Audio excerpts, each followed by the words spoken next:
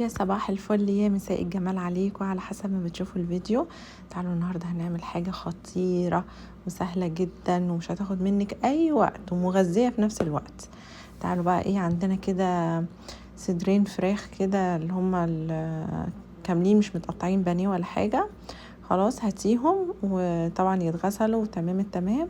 بقطعهم كده مكعبات زي ما انتم شايفين، وبعدين بحط عليهم بقى البهارات بتاعتنا عبارة عن بابريكا، عندي بصل باودر، توم باودر، عندي حبهان مطحون، وعندي جنزبيل وفلفل اسود والملح. تمام كده تمام.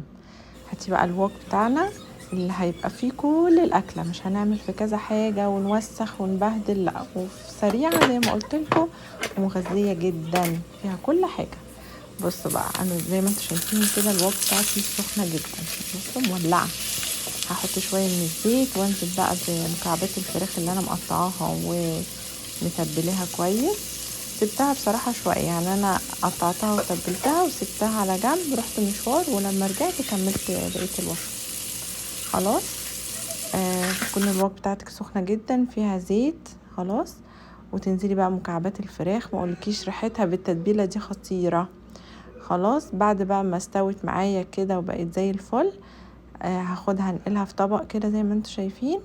ومش هقول لكم هعمل في نفس الوok، اوكي، لان فيها شويه من اتحرق وكده فهيغير لي طعم الوصفه خالص. في حاجات بقول لكم في نفس المكان هنكمل الوصفه، وفي حاجات مش هينفع لان هتبوظ منك وطعمها هيبقى فيها ريحه حاجه كده محروقه او حاجه، فلا انا غسلتها ونشفتها وهكمل بقيه الحاجه. لو ما اتحرقتش منك ولا اي حاجه، لان الوok بتاعتي دي عارفه اللي هي الخفيفه يعني مش تقيله قوي دي على فكره.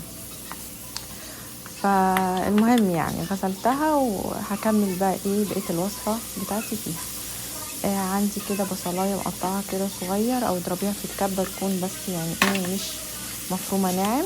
تمام. وعندي بقى الخضار اللي انت بتحبيه، اي خضار بقى انت بتحبيه. انا قطعت بقى فلفل الوان خلاص، وكان عندي بروكلي قطعته وجزر، كله نفس التقطيع، يعني الجزر قطعيه كده بالطول والفلفل برضو بالطول، شكله بيبقى تحفه بقى. بصوا بقى الوok دي طلعت يعني هنعمل بقى تشاينيز فود بقى. يلا بقى نخش بقى على تشاينيز فود. ماشي والله مغذي وسهل وسريع ومفيش اي حاجه. بصوا الوان الخضار اصلا خطيره، تحفه تحفه جدا. وكل ما كان فيه كده في الاكله خضار والوان كتير بتبقى مغذيه قوي. هنحط بقى شويه من فصوص الثوم كده المفرومين، وكان عندي جنزبيل فريش حطيت. تمام. قطعت برضو صغير وحطيت، هو المفروض ان انا ابشره بس اتكسل بقى اتكسل. قطعته يعني صغير عادي. تمام. يبقى بصله كده مفرومه خشن، حطيتها لما دبلت شويه، ما اديتهاش لون ولا حاجه، دبلت شويه حطيت بقيه الخضار اللي عندي. اوكي مش هدبل الخضار بقى خالص، انا عايزاه كده مصحصح والوانه كده حلوه. هجيب مثلا شويه من الميه على حسب بقى الكميه اللي انت بتعمليها، وحطيت معلقتين كبار من النشا، وادوب النشا كده في الميه البارده. تمام. واسيبهم على جنب. بعدين بعد ما الخضار دبل سنه يعني مش قوي بس لسه مصحصح كده وفيه القرشه بتاعته، نزلت بالصويا صوص عليه، ونزلت بالترياكي صوص. مفيش ترياكي نعمل نحط العسل اسود. خلاص. احط بقى النشا اللي متدوب في الميه البارده كده عليه، عشان انا عايزه الصوص قوامه كده تقيل حبتين، تقيل قوي برضه. تمام. هنزل بقى بالفراخ بتاعتي على الخضار والصوص الخطير ده، تحفه. اكله سريعه بقول لكم مغذيه ومفيش بعد كده. طبعا انا زودت ميه لان انا الصوص بتاعي تقيل قوي، فانا عايزاه يكون كده لما انزل بالمكرونه يبقى فيها صوص كده حلو. خلاص. ونزلت كده بشويه من الكاتشب. اوكي. شويه سمسم بقى متحمصين كده، وشويه من الشطه بقى على حسب ما تحبي.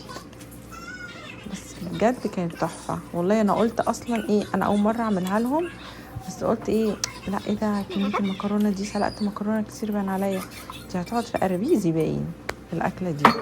وبسم الله ما شاء الله، يعني بصراحة الولاد كانوا كمان عازمين صحابهم وكده فعجبتهم. انتوا عارفين بقى الولاد وكده بيحبوا الاكلات دي اكتر من الصلصات والخضار والحاجات اللي احنا بنعملها دي، بتعجبهم اكتر وبيروحوا يشتروها بقد كده يعني من بره، واحنا نقدر نعملها ونضيفة بصراحة. عارفة انا حاطه لهم ايه فيها؟ طبعا لازم ادوق، لازم ادوق، امال ايه. خطيرة يا جماعة بجد، تحفة جدا. زي ما قلت لكم مفيش ترياكي، ممكن تحطي عسل اسود وتحطي صويا صوص و... والنشا اللي هو متدوب في ميه بارده عشان تتقلك الصوص شويه، والكاتشب. دي الصوصات اللي انا استعملتها في الوصفه. اوكي، كانت خطيره تحفه جدا بجد ما شاء الله، يعني خلصت في نفس اليوم. ايوه، هما اديهم الاكلات دي يحبوها قوي، وفي نفس الوقت انت حاطه لهم خضار فيها، تمام ماشي مفيش مشكله. اوكي، كانت تحفه بجد خطيره. حبيت بقى انا اغطيها كده عشان ايه، يعني الصوصات كده تدخل مع المكرونه، والولاد كانوا لسه ما جوش من بره، فقلت اوطي عليها واغطيها، هسيبها بقى ايه شويه. طبعا اشري جنبي بقى ايه، عايزه تدوق.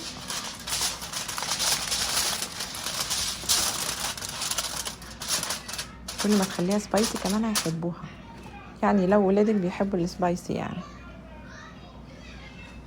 هي دي الاكلات السريعه اللي هياكلوها منك على طول من غير ما تغصبي عليهم.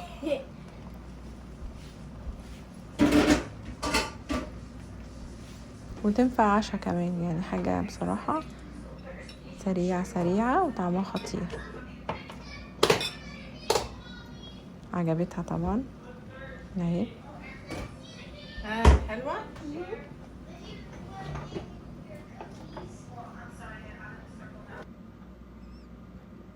من على الوش بقى كده عند التقديم رشيت شويه من السمسم برضو، قطعت، كان عندي بصل اخضر قطعته كده قصيته بالمقص كده بالشكل ده، فحاجه كده كانت تفتح النفس، كانك جايباها من بره بالظبط، وبتحطيها بحالها كده، هما بقى يغرفوا ايه زي ما هما عايزين. شفتوا بقى وصفتنا سهله ازاي؟ يلا اشوفكم مره تانية في وصفه تانية. باي.